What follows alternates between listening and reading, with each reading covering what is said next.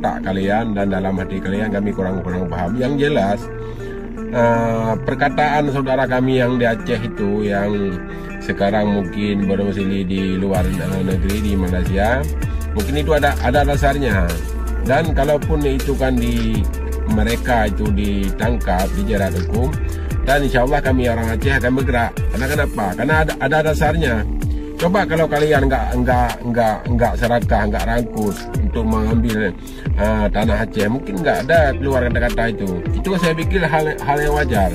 Kalau memang si Bobby itu kan mau melaporkan, disahkan kepada relawan, diberi surat kuasa untuk melaporkan, memang saya pikir itu hal yang bodoh yang sudah dilakukan.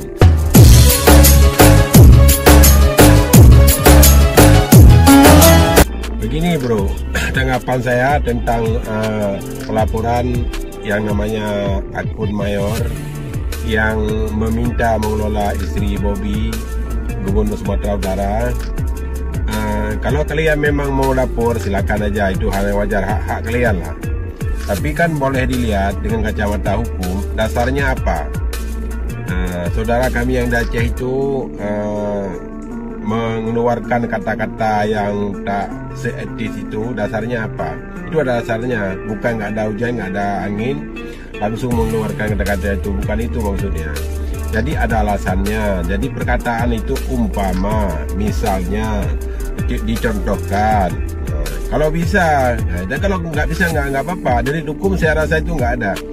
Kalaupun memang ada pihak hukum itu yang ingin menjerat akun yang namanya akun mayorat itu, memang saya rasakan agak lucu.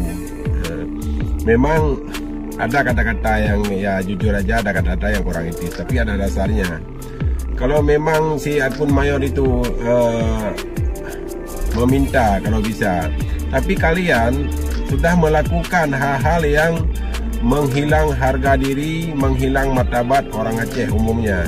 Kalian sudah merampas hak orang Aceh, sudah mengambil dengan bekerja bersama, entah itu faktor balas jasa ataupun faktor apa, kami kurang paham. Yang jelas kami tahu siapa-siapa yang di belakang. Itu mungkin ada Luhut, dan ada Pak Tito, entah maksudnya itu mau balas jasa kepada bos-bos kalian.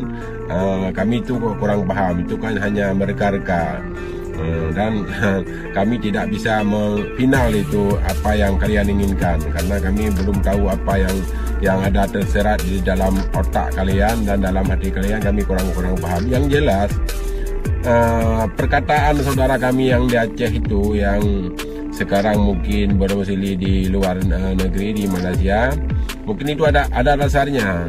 Dan kalaupun itu kan mereka itu ditangkap, dijerat hukum, dan insya Allah kami orang Aceh akan bergerak. Karena kenapa? Karena ada dasarnya. Coba kalau kalian nggak serakah, nggak rangkus untuk mengambil tanah Aceh, mungkin nggak ada keluar kata-kata itu. Itu saya pikir hal yang wajar. Kalau memang si Bobby itu kan mau melaporkan, disahkan kepada relawan, diberi surat kuasa untuk melaporkan, memang saya pikir itu hal yang bodoh yang sudah dilakukan. Bercerminlah kepada mertuamu kan, Jokowi. Walaupun kayak mana jahatnya Jokowi kan, berbohongnya Jokowi, penipunya Jokowi, tapi Jokowi itu kan masih punya akhlak, masih punya harga diri, masih memaafkan orang yang menyelekkan beliau. Nah, jadi bercontohlah ke situ, jangan sedikit mentang-mentang kamu anak orang hebat, anak orang yang terpengaruh di negeri ini, bisa seenaknya kamu menjerat orang. Jadi mungkin itu yang bisa saya sarankan. Memang itu ada dasarnya. Karena pulau itu memang udah hak orang Aceh. Coba tanya sama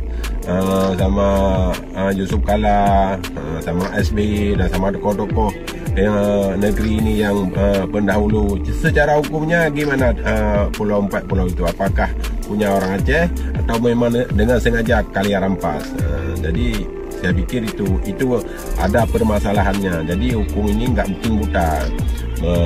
Kalau memang itu hukum bisa dijeratkan, berarti hukum itu kan buta kepada orang bawah, kan? Jadi bisa menjerat siapa saja asal apa yang nafsunya tercapai.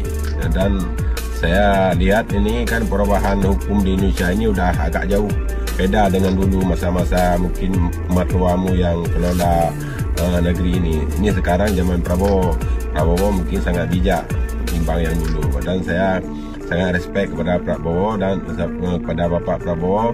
Dalam hal ini kami memohon kepada Prabowo, Presiden kita yang tercinta, dalam kasus 4 pulau Aceh ini mohon on the track ya. Jadi jangan memihak kepada orang yang salah. Mungkin Pak Prabowo lebih bijak dan saya hormat kepada beliau. Itu yang saya bisa jelaskan. Terima kasih atas perhatiannya, dan saya mohon sekali lagi kepada relawan Bobby, mohon ditinjau dulu ke belakang siapa yang salah, siapa yang sudah merendahkan.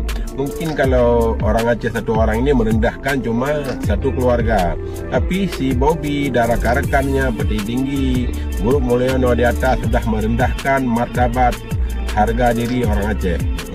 Itu kejadiannya yang sudah kita lalui sekarang. Oke.